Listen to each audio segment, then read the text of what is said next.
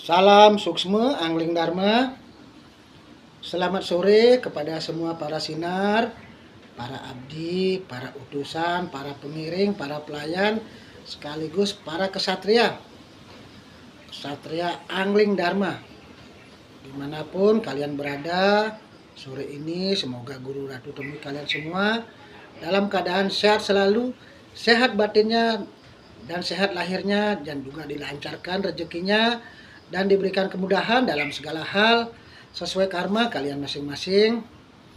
Sore ini sekitar jam pukul 6 sore lebih dikit, Guru Ratu ada di pesanggerahan. Tetap ini adalah pesanggerahan, inilah tempat melinggihnya Ratu Prabu Angling Dharma, makanya namanya pesanggerahan.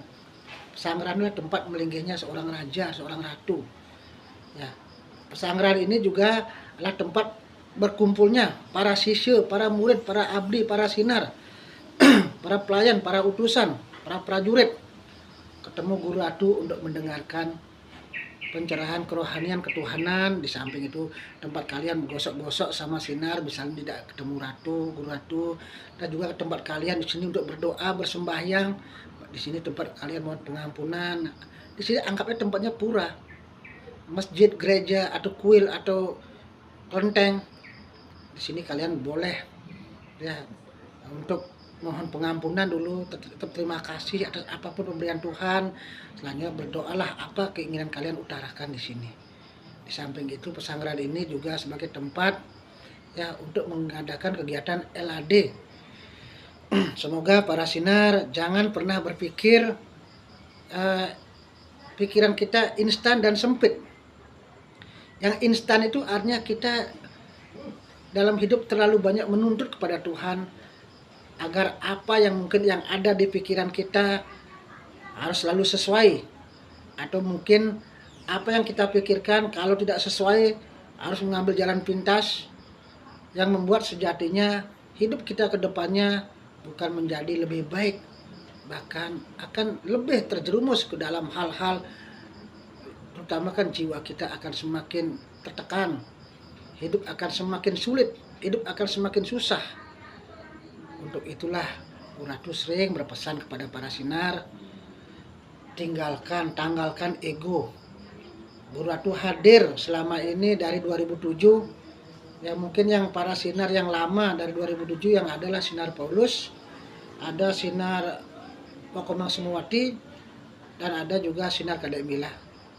Ya, semoga di antara sekian para sinar yang Guru Ratu lihat dulu ratusan. Yang pertama seleksi ada 70, Ratu sendiri tahu 70, 40, 30. Yang seleksi. Artinya di sini yang bisa bertahan di LAD hanyalah orang-orang yang jiwa dan hatinya tulus dan bersih.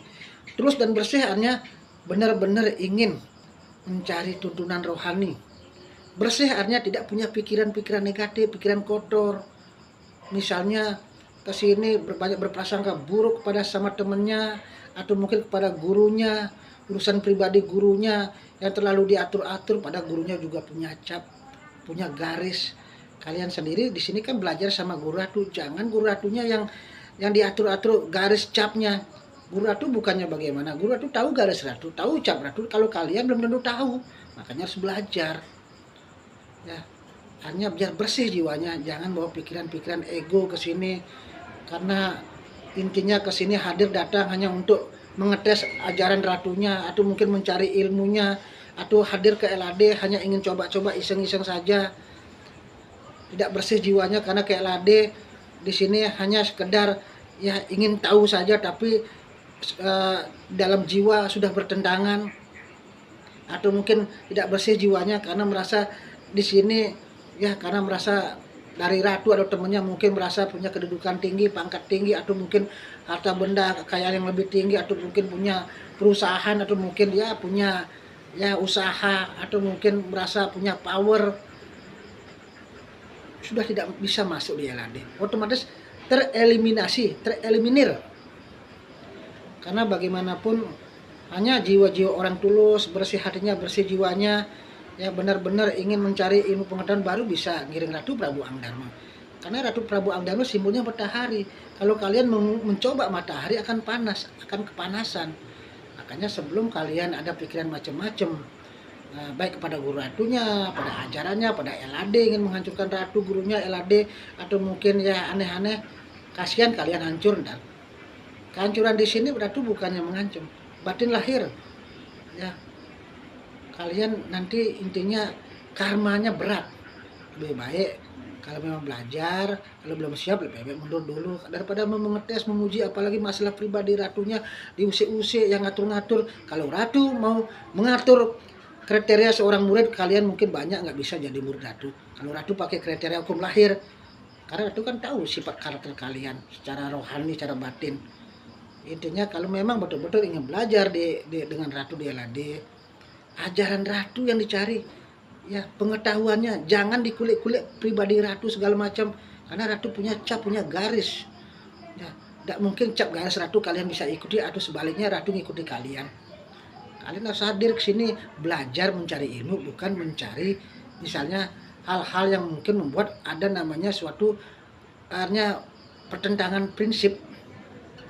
Sama kalau kalian belajar di sekolah, pernah nanya gurunya gimana masalah pribadinya ABC, nggak ada, ilmunya dicari, jangan gurunya. Kalau kita bicara hukum lahir itu pakai patokan para murid tidak ada yang lulus kalau pakai patokan secara lahiriah, karena para murid pasti banyak keterbatasan, baik sikapnya, karakter, perbuatan masa lampau, tidak ada yang lulus. Adik, biar para sinar paham, belajar itu penuh dengan ketulusan, jangan pikirannya aneh-aneh. Rahayu semua para sinar, hidup jaya merdeka rahayu.